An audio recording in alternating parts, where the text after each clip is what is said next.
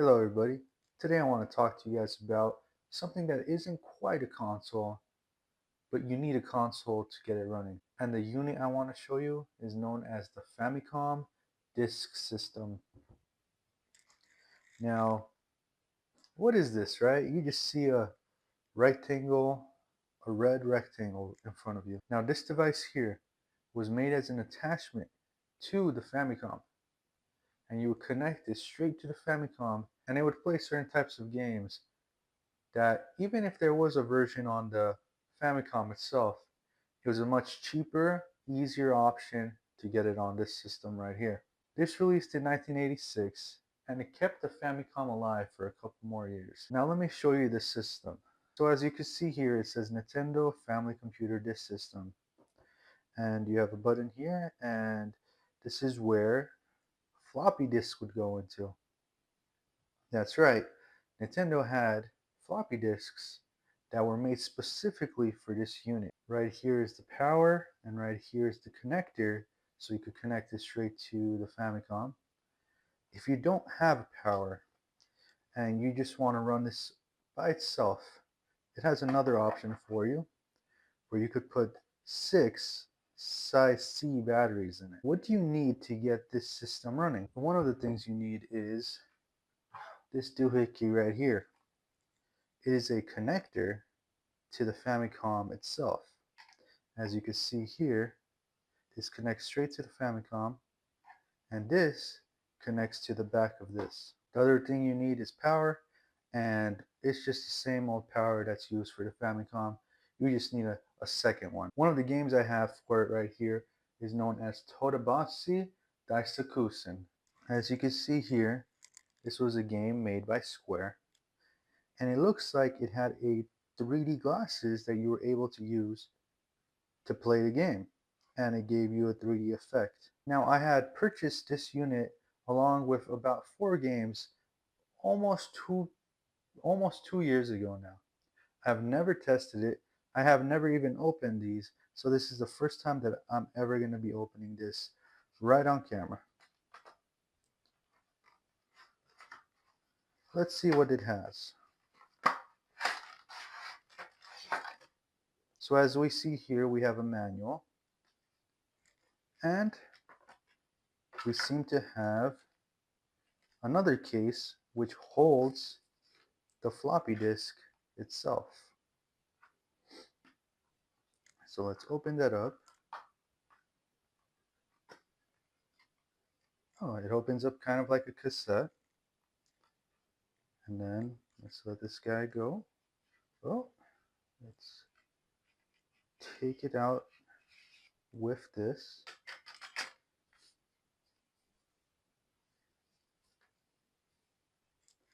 Now, here is one of the Famicom Disk System floppy disks. Now, why did they use these floppy disks over anything else? Well, in Japan, Nintendo had used these as a cheaper and easier way to sell you games. Now, Nintendo, I don't believe they ever did that in America, but in Japan, they actually had rewritable cartridges for the Super Nintendo and the Game Boy, and as we see here, the Famicom. I wonder if there is 3D glasses in here. Nope, there is nothing. So I guess the 3D glasses were completely separate. One thing that I noticed right here is this is the original date when this was sold. And as you see here, it was sold for $34. Most games during this time, I believe, were around $50. So this was a much cheaper option than it was to get Famicom games. This game is known as Chite Tairiku Ourodoros. I completely butchered that, I know. Now is kind of in a this is kind of in a case that's a cardboard based case, kind of how like VHS tapes were back in the day. You have here a much grander manual than the previous one. Oh, it's a full-on manga. That is really cool. I wish games today still did something like this. And then here we have, is this a poster? Oh my gosh, it is a poster.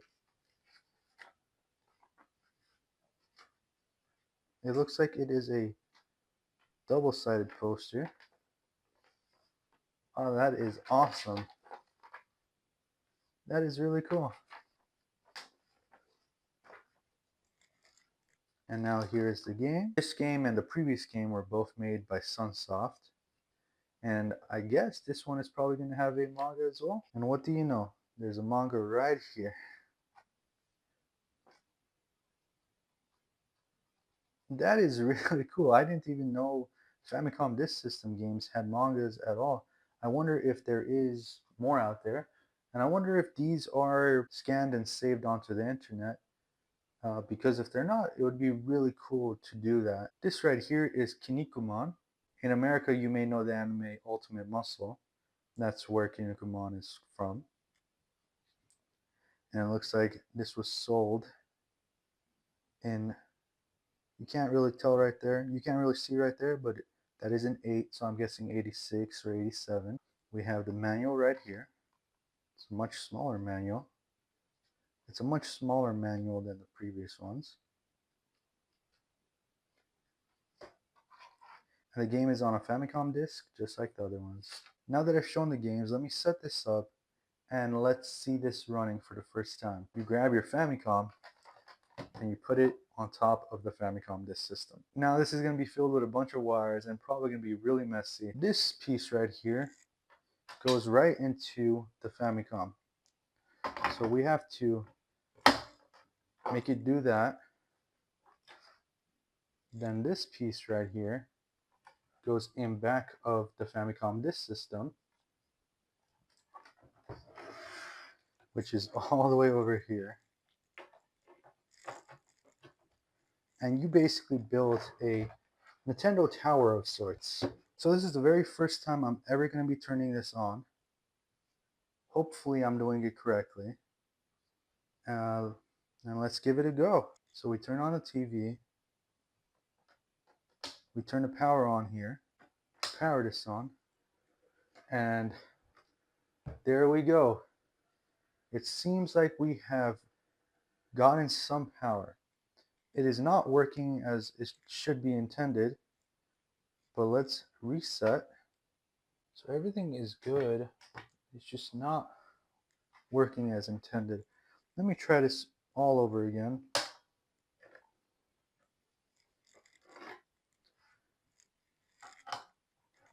Let's turn on the unit. Okay. Okay. So we turned on the unit and now it's saying please set up this card. Maybe that's what we had to do all along. And we had Mario and Luigi right there, jumping and hitting the sign, which is really cool. So let's test this out. It says A right here. So we will put it in with the A facing up. Now it's loading. Oh my gosh. It worked. It really worked. So it makes noise, but it's not as crazy as Rob was, for example. I don't hear any audio coming from the system itself.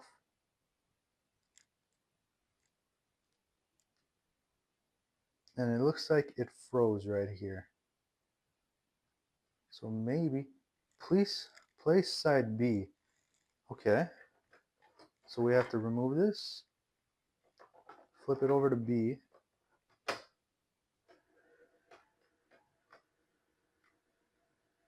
And it says, please wait. Whoa, this is really cool. Wow.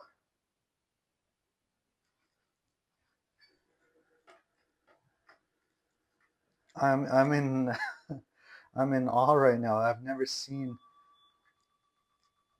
played this unit before, so this is really, really cool. Whoa. This is 3D. This is like a 3D game on the Famicom. Who would have ever guessed that? It's always hard playing these games because I always play looking through my iPhone. And even with that, it is pretty far from where the game is, so it's hard to tell what's actually happening and how far enemies are. So now let's try Super Allen Boy. So we just plug this in here.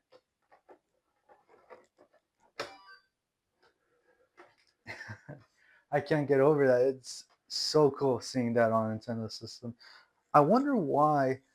I wonder Nintendo. I know they haven't done it, but they should really incorporate the Famicom Disk System into the Nintendo Switch Online. That would be really really cool to see.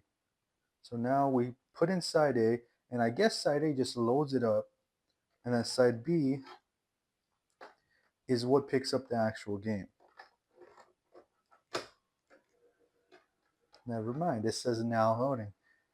So they both loaded up. It's just side B has the part where you could actually, the part that you need to actually play. So let's press start. Super Allen Boy. Continue. Okay. So I really like that it lets you take it in. I really like that it lets you take it out and put it back without having to reset the whole thing. What a marvel this is. I can't even believe it. I'm in so much awe of this unit. Pretty much just like a math game, and you have to avoid getting killed by these enemies. That's, oh, that's such a fun little idea. So the next game that we're going to be testing is Chite Tariku Uradora. I'm saying that completely wrong, but I've been saying them all wrong, I bet.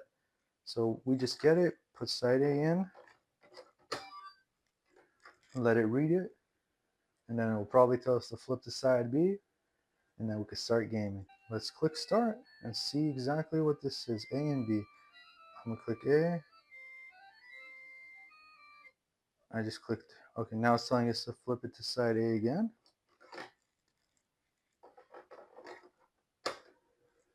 This is such a fun unit, man. Like, I can't believe that it took, I can't believe I'd never tested it out until literally today.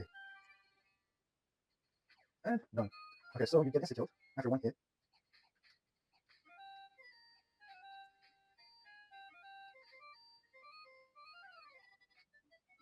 So I'm not sure what that means. I'm very confused as what that means. Are those good guys and that's why it's doing that? Oh man. Now is it gonna tell us to flip this side A? It didn't. Oh, okay, so it isn't a professional wrestling game. Which I mean, it's fair. Not professional wrestling is not the only thing in Kinnikuman. There is a lot of craziness that goes on in that show. Hmm. So I'm not sure exactly what I'm supposed to do. I went all the way over there and I wasn't able to jump higher. So it looks like just a classic beat 'em ups right now.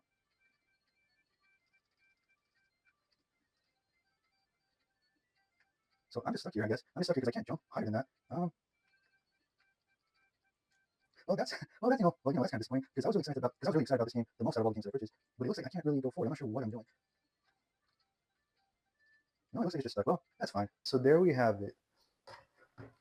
This little unit right here, this little tower, the Famicom and the Famicom Disk System. What a pair, huh? The Famicom alone is already a beast. And when you add the Famicom Disk System to it, at that time, seeing these two units together, I'm sure blew people's minds. Growing up in America, we didn't really get to see these units. I didn't even know about these units until I was probably in middle school. It's so cool that I'm able to share this. And I know Nintendo hasn't done it, but if they ever put this on NSO, I feel like it would be such a cool thing for a bunch of people and a way for people to get into a system that they might have never heard about before. Who would have thought back in the 80s there would not only be a Famicom but a Famicom disk system to sell games for cheaper and have discs that are rewritable completely. So you could go into the store, take your discs, and just rewrite it. And I'm guessing people were able to experience more games that maybe before they decided not to because it was just too expensive to get into the hobby. This system here really changed the way the world viewed Nintendo and just the way people viewed video games. It brought a lot of excitement and joy to the world, and I'm glad 40 plus years later, people still have that excitement and joy for video games, and it's really nice to see. It's really nice to live in an era where video games are not this niche thing that only a couple people are into, but this global phenomenon that took the world by storm. Video games seem to be part of more people's lives than ever, and to that I say that's pretty cool. Well guys, that's all I wanted to share today. Please like and subscribe, and have a fantastic day.